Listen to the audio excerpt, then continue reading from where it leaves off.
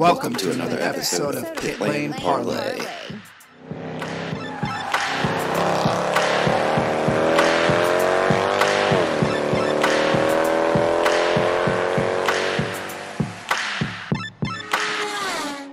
Welcome to another episode of Pit Lane Parlay. I am your host, Mike Jokum. Joining me tonight to discuss everything Texas and some fan questions are my favorite co-hosts, Jess and Matt. Guys, how are we doing tonight? I'm tired tonight, actually. Come to think about it. As far as your favorite co-hosts, who else would be in the running? I mean, that's fair. That's a good question. I realized that after I said it, but let's just go with it and be happy I said something nice and not like the co-host that I can't stand. The co-host that I'm stuck with. Would have been more honest. That's besides the point. We are here to promote positivity and good energy and good vibes this week. Who are you and what'd you do with the mic from last week? I don't know. It's probably because I got a nap for like the last 2 hours before we started recording. So it's just kicking in that I'm awake, which means I'll also probably be awake until around 5 a.m. tomorrow. So I guess we'll find out there. But guys, let's dive into Texas. So just a quick top 5 review before we break everything down. So Scott Dixon won. As you heard, we talked to him earlier this week. That interview came out on Tuesday morning. Simon Pagenaud finished in second place. Joseph Newgarden finished in third place. Zach Veach, who we also talked to this week, finished in fourth place. And then Ed Carpenter finished in fifth place, which is probably the quietest top 5 finish of Ed Carpenter's career.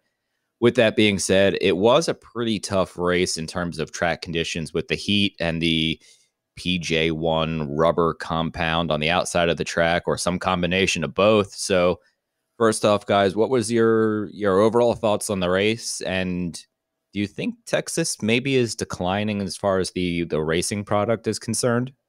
I'm just glad to see racing back. Obviously, there were some periods during the race where everybody kind of just lined up and there wasn't a whole lot of passing. But I think that all things considered, with the extra pit stops and everything else that was involved, we did get to see some action. It wasn't terribly boring and I enjoyed it. And then as far as if Texas is declining, currently, yes, but I don't think it's so far gone that it can't be saved. I think that what they've done to quote unquote help NASCAR has obviously been a detriment to IndyCar. And I think that if they can look at getting rid of that fake rubber compound, it would be better. But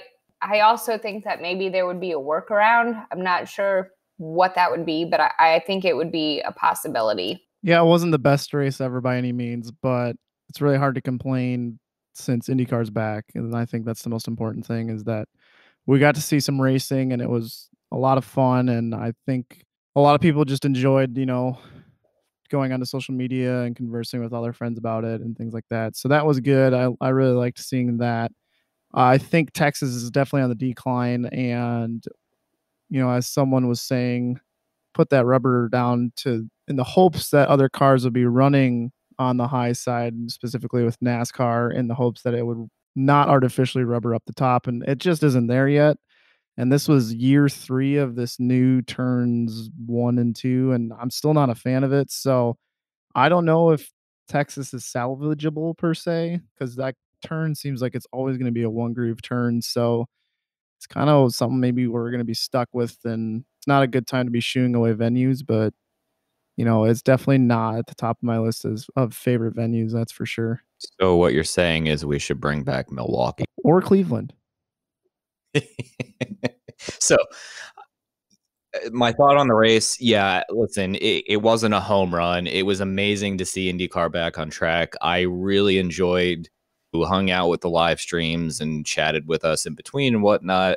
It was still a decent race. There was some intrigue going on. There was a lot of storms of, is Texas declining? Yeah, it's definitely not good.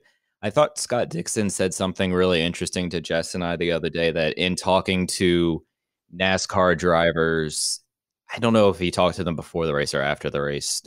I can't remember now, but that the upper groove may have come in if some of the guys kind of activated the upper groove, not necessarily wore it in and marbled it up, but just drove over that compound a bunch. But so listen, Scott is significantly smarter than me, so I'm going to take his word on that. So I still have some hope for Texas.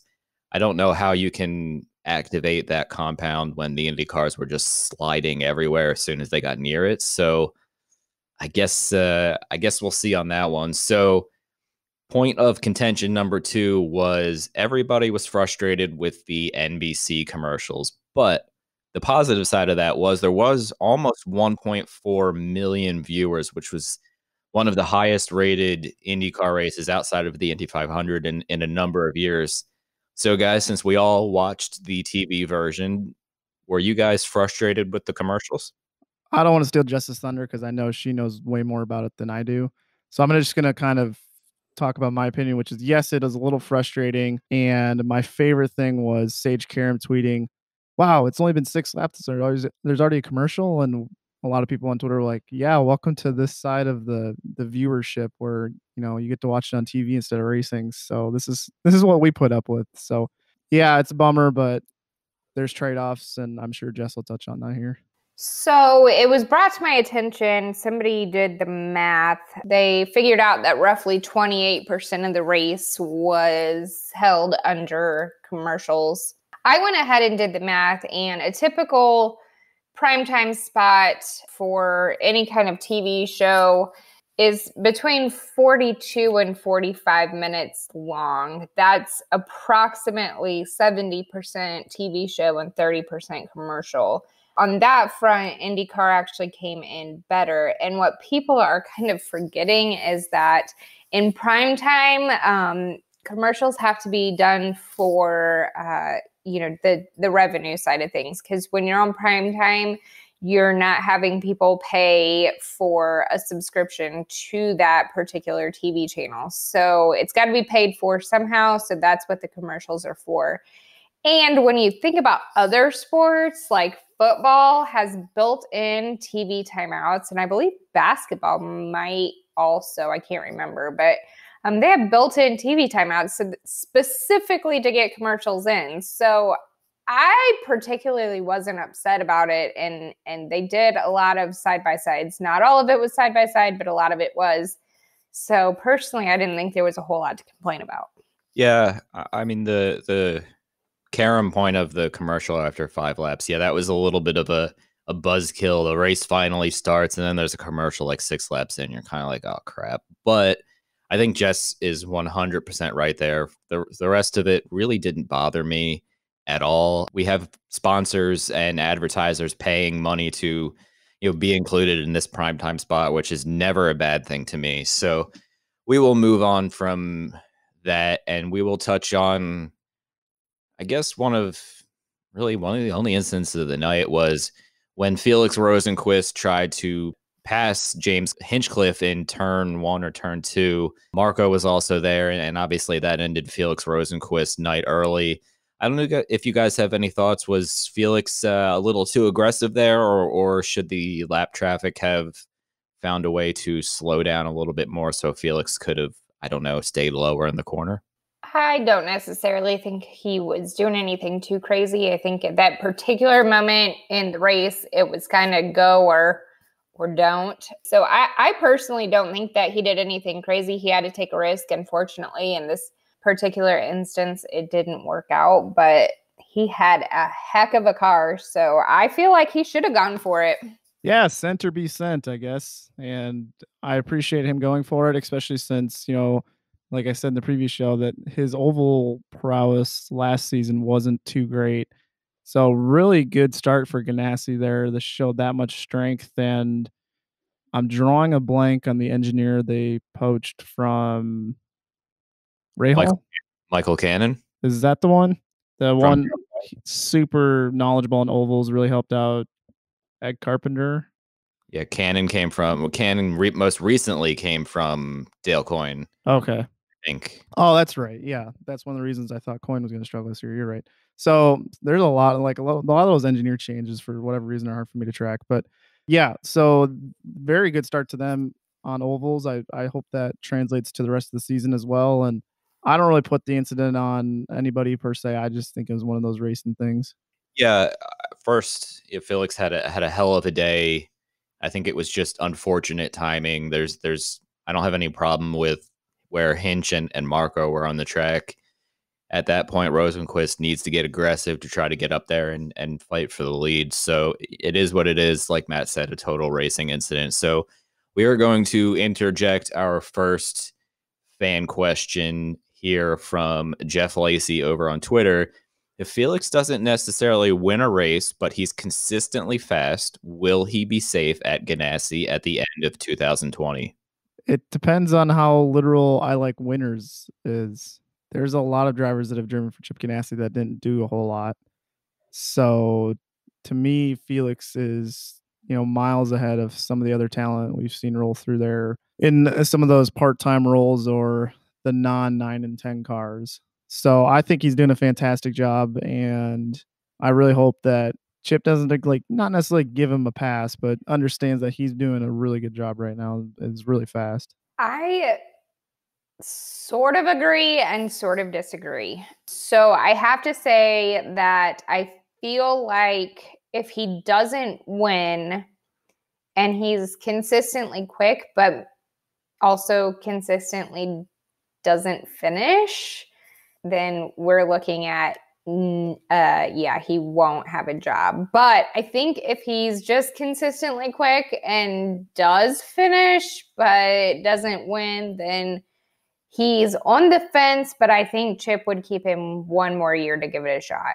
I'm sure you saw my face. I'm really angry that you said that, because that was exactly almost word for word what I wanted to say. If he's fast and he finishes the races, even if it's not necessarily a second place, great. But if he's wrecking a lot, even if it's not necessarily his fault, that could be a problem. So I'm just pretty much echoing what Jess says here. So we will continue on recapping our predictions from last weekend. So Matt predicted that Scott Dixon would do well. Pretty sure that's a safe bet to say yes, he did. He said Felix wouldn't do well. So while Felix didn't end the race, I still think he had a solid effort. So, but he did crash. Yeah, not terrible there. But he still finished above some of our other people we're going to talk about. Yes. Then I had Hinch would do well. Didn't really happen. And then I had Renus VK would not do well. I definitely nailed that one. Jess had Santino doing well. Not so accurate on that one. And Jess said Sada would not do well, I guess by default of not starting the race, unfortunately, due to crashing in qualifying, that she would be correct on that one. So yeah, I will continue on here. And just in case anybody forgot the schedule, we've got about 3 weeks now until the next race on July 4th, which is the Grand Prix of Indy. And as we mentioned last week, there will be no fans there, but still looking forward to covering the event kind of the same way we did this past one in Texas, some live streams in addition to all of the on-track coverage that we brought. So we will continue on. All right, guys, I've got a quick fan question to throw in here, and it's from Christian Denevsky. He wants to know how we think the race would have played out if there had been no mandated tire stints. Well, Team Penske would have been toast.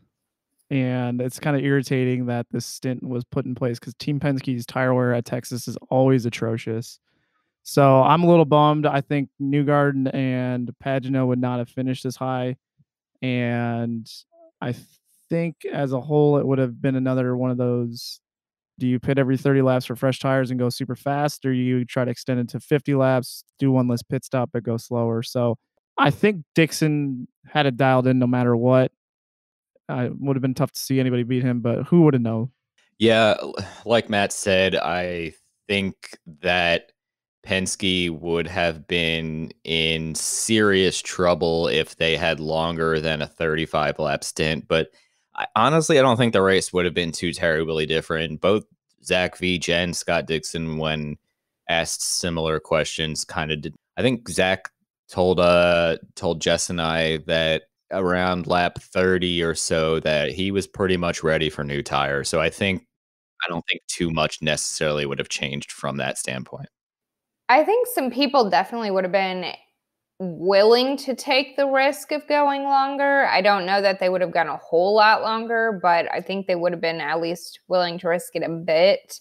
I'm wondering about a few of the, not necessarily incidents exactly in the pits, but Santino, I think he had something go wrong with his drive shaft when he was trying to leave the pit, and I think it might have been Will Power got really crooked in the pit and lost some time on it. Things like that. Little things that might not have happened if they weren't so worried about getting into the pits at certain particular times. So do I think it would have changed a lot? No, but I think a few people might have done better or worse depending.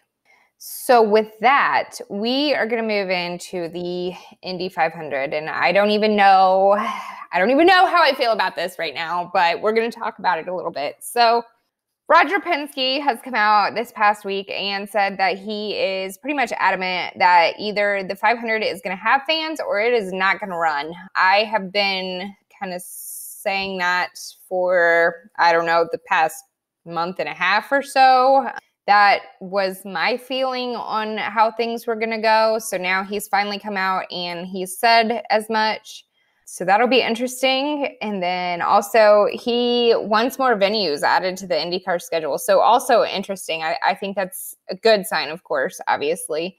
He also is discussing ideas on how to make the 500 with fans work. And those ideas do include using technology from NTT to create apps that could allow them to basically do crowd control virtually for things like getting food, going to the bathroom, getting in and out of the track, and basically everything. I don't think there's any kind of stone left unturned here when it comes to crowded areas at the track and how they are looking at them. What do you guys think about all this? So let me start from the top here. I've been in Jess's camp on the 500 with fans or no 500 for a while. So hats off to Jess being right on that one.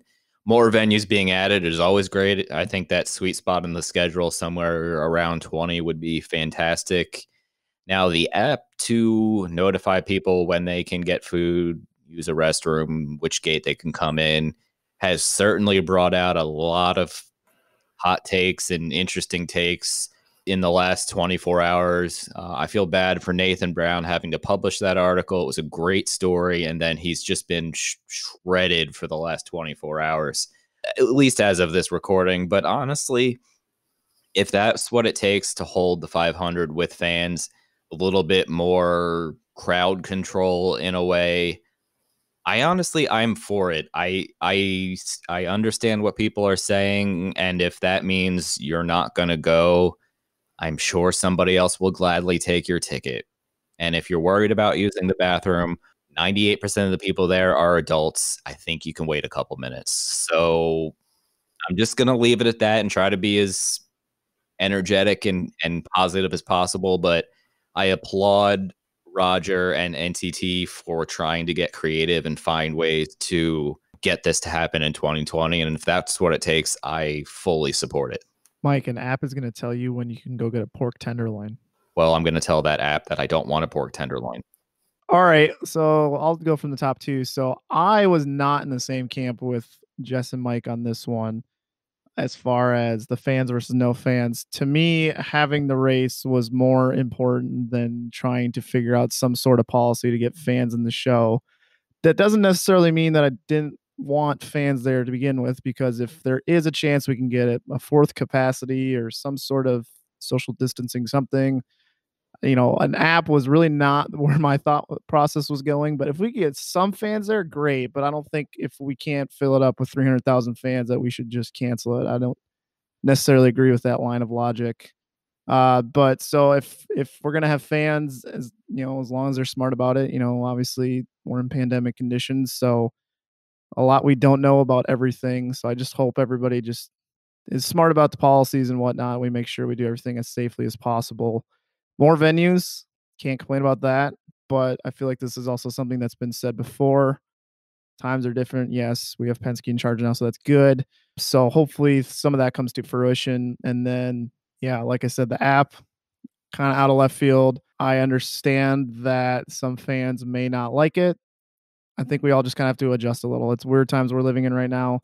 If the choices between not going to the Indy 500 or going to the Indy 500 and an app telling you if you can go get a Coke or not, I choose the app telling me that I can go get a Coke. It's really, to me, do you love Indy or not? That's kind of what it comes down to. And I get it. If you don't feel safe going out right now, that's totally fine. That's your prerogative to stay home. It's just there are people who say, yeah, I'll accept the risks and let the app tell me what to do. Then by all means.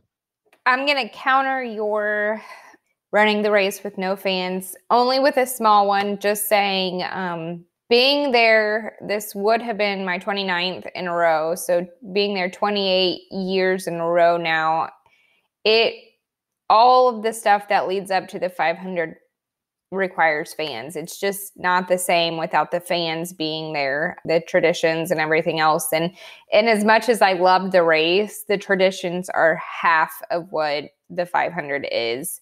So that's my only thing with the fans or don't run it at all. As far as the app goes, yeah, so I have seen lots of complaints about how this would go. The 500 or IMS is not the only place thinking about using something like this. Disney, you are having to schedule a time to enter the park and do pretty much everything else there. So it's similar to that. And that's something that's also large scale, a lot of people, and they're not opening till the middle of July, I think it is. But I think we all have to get used to a new world where things are not quite as free-flowing as they have previously been. I think it's a good idea. I think there's obviously going to be some kinks to work out per se, but I think it'll work in the end. So on that note, we do have a fan question from Brian Burdick, and he wants to know, and I'm going to answer this one first, actually. He wants to know how Roger is going to enforce the app when, like, if you were out and about moving, when the app says you shouldn't be. So I read the whole article, and actually there's a lot of information if you kind of choose to take it in about how NTT already uses apps for things like this. They can set like little alarms that will go off if there's too many people in a certain area. So I would imagine that if you have the app and you're supposed to be in your seat and you cross one of the little, lines where they're tracking people, it's going to say you're not supposed to be there. And they're going to have alerts go off that you're not supposed to be there for whatever reason. So I think it would be kind of seamless, honestly. If you have the app to get into the place, then they're going to be able to tell where you're supposed to be if you're still carrying your phone or whatever the case is.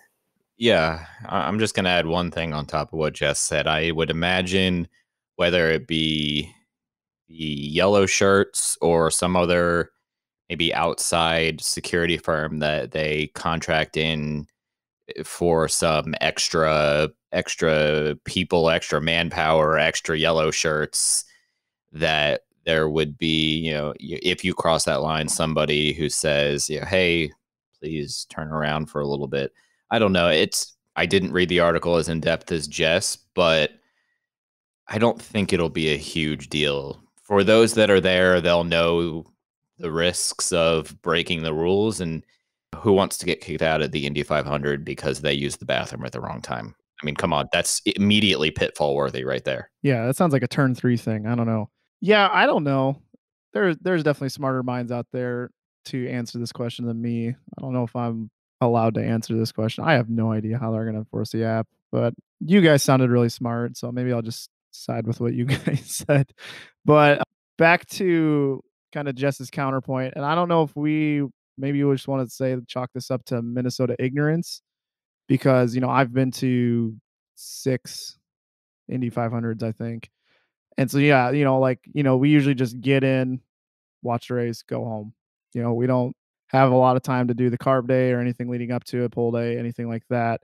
And from my point of view, I was kind of thinking more commercially, like I don't feel like you can just escape the TV contracts or the commitments that teams have made to running the Indy 500. Plus, even if without fans, if they run it, the TV ratings are going to be huge, which is good for sponsors in a certain way, despite no 300,000, or if they trim it down, 75,000 fans aren't at the track. That's a lot less eyes at the track, but still, commercially speaking, on the TV, I think it would be a huge home run for a lot of teams and sponsors. So I totally get what you're saying. I'd never want to know what it's like to have an Indy 500 without fans. I just wouldn't be opposed to it if it's either having the race with no fans or no race at all. And I respect that opinion, even though I know Justin and I don't necessarily agree. There's nothing wrong. I totally get it. Yeah, and I don't want anybody to rob Justin number 29. I just want to throw that out. That's important. So yeah, and it sounds like, and I'm not bitter or anything. I'm glad that Roger Penske came out and said it. It's just I wasn't going to be surprised if he said the other way. Yeah, I'm glad we know this now on the second week of June. Man, I forget what day it is at this point, but instead of wondering until we get closer to the race, I appreciate the proactiveness, if that's a word, that they are doing with everything. Every announcement is well in advance. So shout out to Roger and whoever else is involved in making all these very complicated decisions. So with that, a quick team pit lane shout out to Kerry Chim, Stephen Clark, and Keith Tyron. Jess, did you have anything to add before I moved on? I didn't want to. No, you're good. All fair points all around. I'm not mad at you for wanting it to go on without fans at all. It would break my heart if it did. What are the odds of me getting a Bub's Burger when it does happen? Is that looking pretty good? I mean, we can figure it out. That was a yes, everybody, if you didn't hear that. That was. Moving on, just a quick PLP GP recap. Quick PSA, we actually have one spot open up on the Xbox side. So if you're listening to this and want to race F1 2019 on the Xbox side, just give me a message on Twitter and we can figure something out. But we just completed the race at Hungary. Jake Neely won. I finished second. Brad James finished third. Crazy race. I started 15th. It was quite the day for me. And no AC in the house, so it was 90 degrees. So I finished the race in a pool of sweat for more than one reason. Not only the nerves of trying to get through the field, but the fact I was insanely hot. Gross. It was not fun. Ew. And I wore Sammy's Fitbit, and I think my heart rate for the race is like 110 or something, which is not healthy. I guess burning calories playing video games is not the worst outcome. Yeah, trying to be positive again. Yeah, what the heck, man? You can say you're not an athlete, and that's fine because I'm not. How did Germany go? It was a disaster. It was really, really just a complete train wreck or a hot mess disaster, whatever Jess's phrase is. Hot mess express, hot mess disaster. It was all of the above. David Lighting won again. We had a really good battle going for the lead the last 10 laps, and I decided, I really want to crash into the wall. So I crashed into the wall.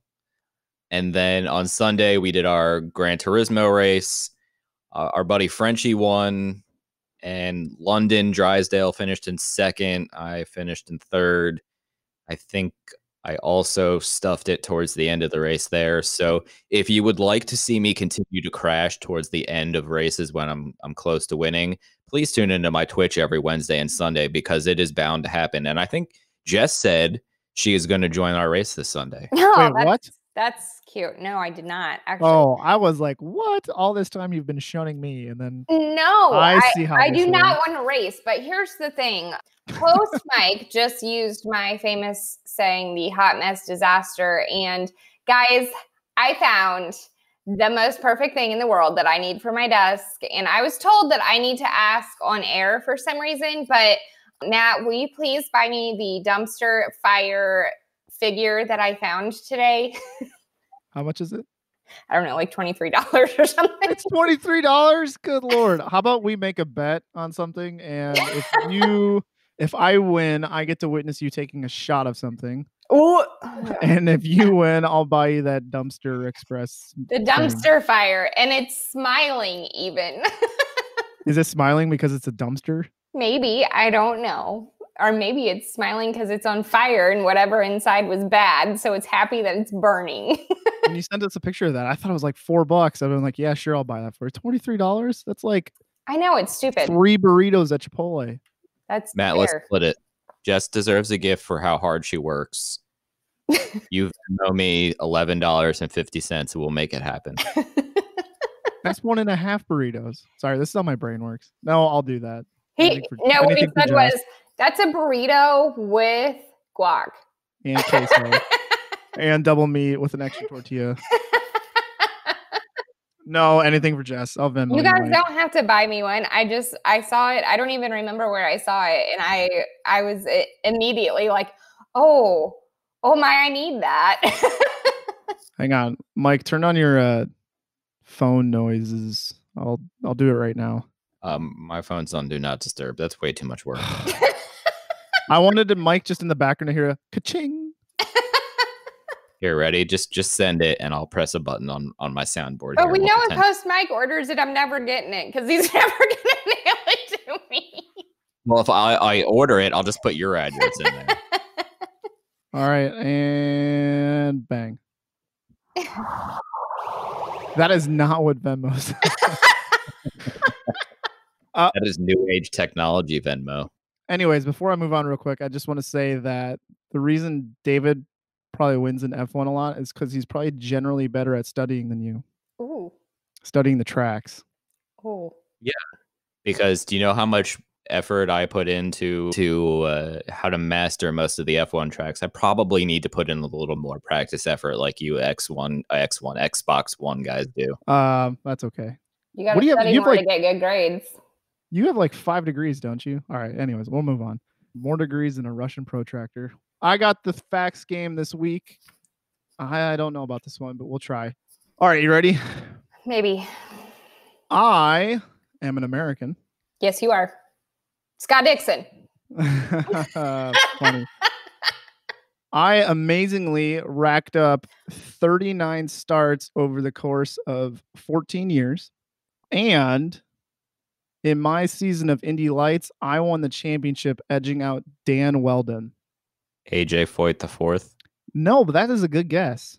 That is actually a very good guess because he did do things in Indy Lights. Yeah, it's the what did you say? 39 starts. That's kind of over 14 years. Yeah, that's I think I got him.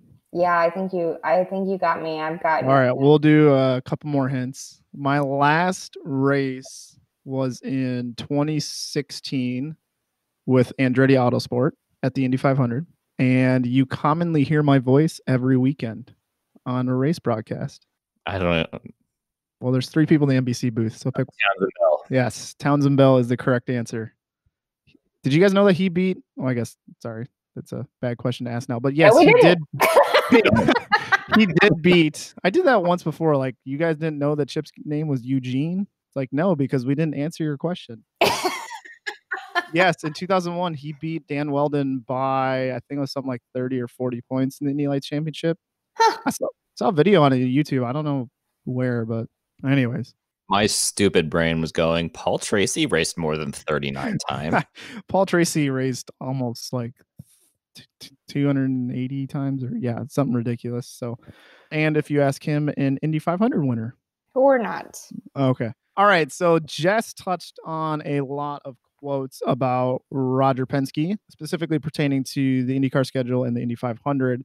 He also discussed the idea that IndyCar teams who obtained leader circle money, which is the kind of payout that IndyCar does to the teams that field full-time entries, they thought that their money should also be going towards an Indy Lights entry. So every team that got leader circle money would have to enter at least one entry in Indy Lights. Roger went on to say that having 6 to 7 cars is a detriment to the Indy Lights brand. Also, Roger Penske wants F1 back to the Indianapolis Motor Speedway as soon as 2021. Or sorry, as early as 21, but could be a couple years after that as well. Guys, general takeaways from either of those? I have trouble picturing how the Indy Lights thing is going to work, only because the Indy Lights budget or the Indy Lights cost is not cheap. It's close to $1 million, if not a little over $1 million. And that's not chump change for a majority of the IndyCar teams out there. If there is a way to bring the Indy Lights cost down to a more reasonable $600,000, maybe, or if there's a way that, okay, if you're an Indy Lights or IndyCar team and you cover 50% of an Indy Lights car or something like that. I don't know. I'm coming up with compromises before it's even a real topic. But yeah, I love the idea in theory. I struggle to picture how it's going to work because an Indy Lights program is really not cheap, and it's gone up in the last couple of years. So if they can bring the cost in line, I think it's definitely a strong possibility. In terms of F1 back in 2021, I don't know, probably not. But would I be against seeing F1 back at Indy? No, I would love to head out to Indy to see an F1 race one day. Would be really cool. I didn't get to go in the mid 2000s when they were there, so it would be on my bucket list for sure. So I went to all of the F1 races in the mid 2000s, and I would love to see them come back. It was so much fun. Totally different environment than IndyCar, but very fun to be a part of for a weekend. So I'd love to see them come back. Hopefully, I guess I'll keep my fingers crossed that Roger is able to do that. As far as the Indy Lights team, yeah, I don't know how they're going to make this work because, frankly, the leader circle money isn't really going to mean anything if they have to spend all of it plus some to field an Indy Lights car. I don't know. I just don't see this working quite the way that they are wanting it to. I think there's probably a way to work it where more people would be interested, but just saying it the way that this has been worded so far, I can't see it working. Yep. That's one of the first things I told these guys was it just doesn't sound feasible. It's to me, the only way you can do it is if you increase the leader circle payout, which isn't really the best for IndyCar because that just means more revenue that they have to get. So I'm not sure. I think this is the way it's going to go unless they agree to do like a 50-50 split on an entry. We'll pay for 50%, but who knows? And then F1. Yeah, I mean, I don't know if I can afford the ridiculous costs of a ticket, but I would love to go. Selfishly, I would love it to be on the Formula One game just so I could get to race there. I think that'd be so cool. As far as Jess's point, I think Jess would be able to have a field day with talking to everybody about all sorts of fancy cheeses because that is just something that crowd, I just think if you go up to someone and say, do you usually put Gruyere on this? And they would just chat up a storm. I 100% want to do this. And for you guys who are not cheese connoisseurs, especially you, Matt, maybe I can give you your general studies degree in cheese. Okay. Because just imagine going up to a track and asking me or Jake Neely or just your average fan about Gruyere. Let's hold a cheese tasting party / course at my house at some point. Are you saying you want to have a cheese party? I am. I think Jess almost lost her mind when you said that out of pure excitement. Well done. I will say this before I move on to the next fan question. I appreciate Roger Penske's interest in making sure Indy Lights is successful in the long run, and I'm very happy to hear that. And definitely interested to see how it will play out. So our next fan question comes from some crazy lady who keeps messaging us on Twitter. Her name is Carla Hickey. Watch it. Yeah. Easy. She's a saint and probably one of the best people on the planet to have to raise you, Ouch. Matt. So I just turned it full circle on you. Thank there. you. I can take it. That's fine. Jess, she wants to know, with Jess's general studies of Indiana, her take on COVID in Indiana with the current restrictions, any personal observations, etc., and your thoughts on the probability of the Indy 500 taking place in August. We're doing this in stages. We're reopening in stages here in Indiana, and I think we are on stage 4 now, which 5 is completely back open.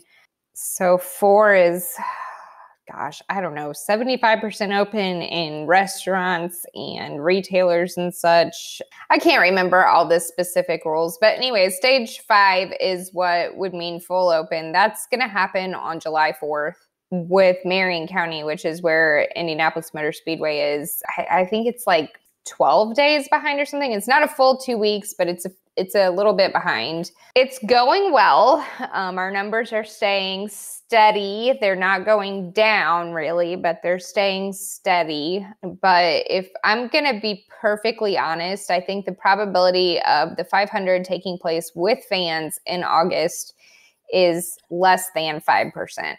That's just every large scale event in Indiana during the month of August, except for the 500, has now been canceled. That includes our state fair, a Gen Con convention.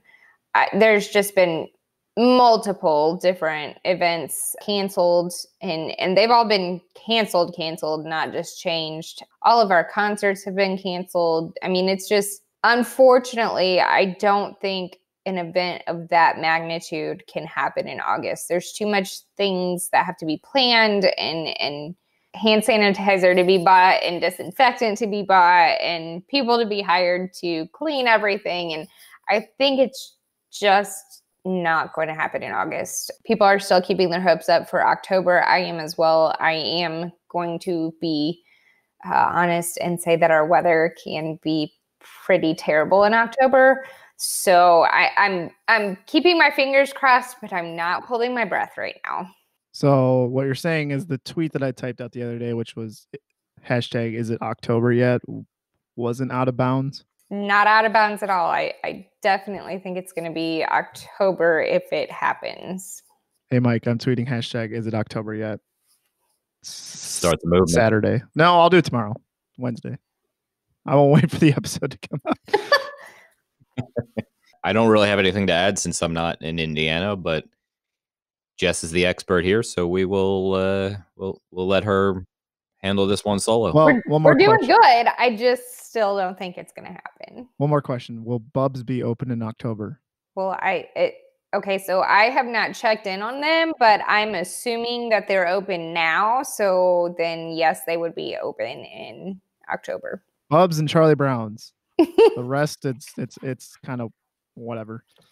Charlie Brown's for sure will be open, and yes, we for sure can go to Charlie Brown's. Hey. So moving on, we've got a fan question coming from Jeffrey Lacey, and he wants to know if we see Alex Palou outperforming Santino Ferrucci this season. After one weekend, I think it's probably too early to make any sort of assumption along that lines, but did Alex Palou outperform Santino at Texas? Yes. I think if it wasn't for his unfortunate getting tangled with Rinus VeeKay, probably would have finished top 12 or so. So I don't know if you can predict it for the full season. Rookies make mistakes, and I know Santino is also young, but I don't think we can make that call yet. Well, has anybody made the connection that you picked Rinus VeeKay to do bad, and then Rinus VeeKay ended up wrecking Alex Palou. So we could basically blame you because you just have that curse of picking people and then bad things happening. That's kind of the opposite, because usually whatever he says is the opposite of what happened. So in that case, BK should have like won the race. Maybe we should edit that, or let's backtrack through history. Let's just, anytime Mike predicted something to do bad, if it actually came true, because then that would be like an anti-curse and more of a factual guess. So then his curse would only be for the people he says is going to do good. Exactly. Okay. All right. I'm with you. Okay. Well, I'm going to start monitoring that, just, because we always do the Mike picks someone to do good and they do bad. Let's start monitoring his, if he says they're going to do bad, what actually happens. I like it. Anyways, yes, I think that I'll be as bold to say that I do think over the course of the season, we will see Palou outperform Ferrucci.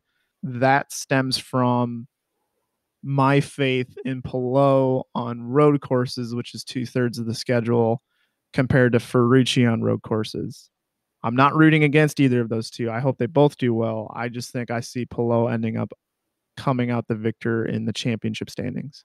This may be a first time ever that can ask a yes/no question and get 3 answers that nobody is going to agree with each other. Don't say they're going to tie. No, I'm going to say no, because Mike said he wasn't sure, basically, or that he couldn't answer at this point. And then you said yes, and I'm going to say no. So that's 3 totally different answers. No, so I'm going to say no, just because I am trying to keep the faith in Santino. I don't necessarily think that he was given a fair shake in this one either. From what I could see on TV, and I could be totally wrong, but it sounded like something broke when he was trying to leave the pits, and not necessarily his fault. It could have been. I don't know. I don't know the whole background behind everything, but it's almost impossible to say after one race. But I feel like, especially with a 9-month off season, it's going to take a race or two to get back into the flow of things. So I feel like Santino will get back into the swing of things and will end up doing well. So how do I do the Twitter poll? Who do you think is going to win? And just do yes, no, maybe? Yes, no comment. Oh, yeah, there you go. If we put up a poll and no comment wins, I just lose faith. That is just the worst. All right. Yeah. One more fan question before we get to pitfalls here. This one is from @PassionIndyCar on Twitter. Thanks for submitting the question and for listening. Wants to know if we were surprised by the performance of McLaren at Texas. Not really. I think they played it safe for the most part. They kept it conservative and came away with a 9th place and a 12th place. So that's really what you want from a rookie, and a Texas rookie in Pato O'Ward who didn't race there last year. They showed pretty good pace, I believe, in the preseason test back in February, which feels like 2 years ago at this point. But no, I think that all things considered, a 9th and a 12th place from 2 rookies is extremely impressive for a team like McLaren, especially after all of their documented missteps in May last year. So I'm going to agree with you and disagree with you. So yes, it was totally impressive that they got a 9th and a 12th. Was I surprised? 100%. I did not expect them to be anywhere up near where they were. So I thought they did much better than I was expecting, especially after Pato's interview during qualifications, where he said he was going to put his qualification pants on. I was a little concerned with how things were going to go for them, because basically the way I took it was he was going to go full send and figure it out like later, basically. So I was a little bit worried about their approach, I guess, but it seemed to work out for the most part. Obviously, they weren't on the podium, but considering how they did last May and how I thought they would do, they might as well count it as a win. Sent or be sent. Love it. I think I'm going to go ahead and say I was expecting a little more. I was expecting them more to be in the, just kind of like right below Andretti as far as raw pace. I am impressed that they managed to snags 2 pretty good finishes, but I do think a lot of other drivers kind of had to misstep for them to get to where they needed to be as far as finishing 9th and 12th. So not taking anything away from them because that's a strategy in itself is surviving. So good on them. Brought both cars home clean. So for your first start at Texas, that's not bad either. I just think that as a whole, I'm expecting a little more out of them as far as establishing pace rather than trying to get through the race on survival mode. I think it was a good start. At least they got the right color car, they got the right steering wheel, the ride height was Empirical correct. versus metric, yeah. And again, they have 2 drivers who've never raced at Texas, so expectations have to be a certain level. I just was thinking maybe the team would show up with cars that were fast off the trailer per se, and it looks like they had to build it up a little bit. So, which is fine, because I think the 2 drivers themselves, I thought they did well. I just think that maybe the team, I don't know how prepared they showed up per se. 9-month off season. We got to keep remembering that. You know what? If Felix Rosenquist can go out there and almost finish second, I take that argument. And yeah, I don't know. No fast repairs this weekend though. Oh, thank God we're done with that. And now it's time for Pit Lane Parlay's Pitfalls of the Week.